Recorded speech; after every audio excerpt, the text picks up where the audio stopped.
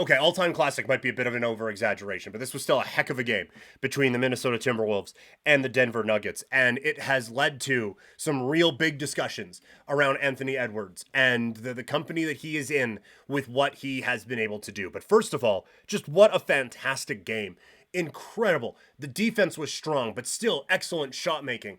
Adjustments being made and not being made by coaches and different decisions.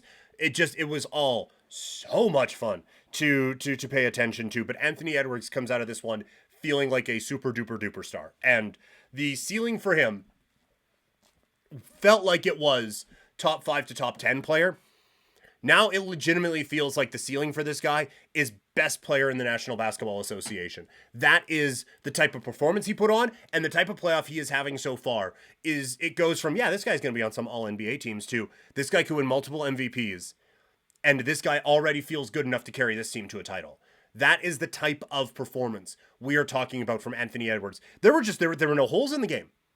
He was kind of the best player in the game at every aspect of the game. Defensively, he was strong. He comes up with a big block that leads to an Anthony Edwards, leads to a cat dunk. He comes up defensively really strong on a few plays on Jamal Murray, limiting him.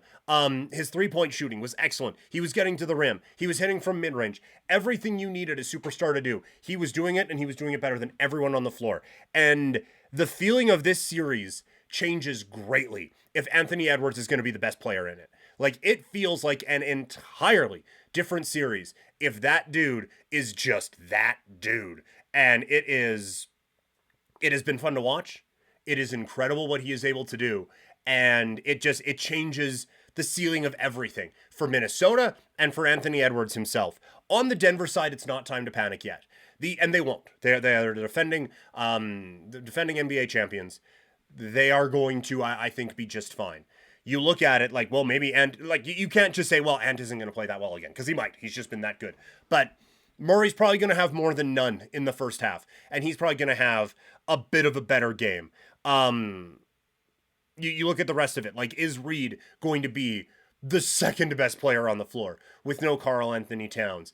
And how are you going to adjust now to another game of Anthony Edwards? Like, it's probably not going to be just KCP on him the whole time. So I think there are several adjustments to make, several improvements that will happen, and Denver will be fine. But boy, did they have to work hard for every bucket that they got in that game. And Jokic had to absolutely grind to get everything that he had. And that was wild. But again, you had Murray not make a shot. Naz Reid was unconscious. Anthony Edwards was Michael Jordan. Jokic had to battle. He only lost by a couple. Even after going a stretch of just not making a bucket and falling behind by 10. And that was, I think, the big thing, is that they had to keep dragging themselves up these hills just to get even. And then Minnesota would storm back with another big run. So it's going to be a fun series. It's probably going to go 7. And it is going to be just some amazing basketball being played the rest of the way. But you think about the importance of the regular season. A, Game 7 being in Denver, I think, in the series is huge. B, the importance of Naz Reid being comfortable in that situation was huge for this team. With no Karl Anthony Towns in the back part of the season because of an injury, Naz Reid stepped up in a major way and contributed to this team competing for the number 1 seed.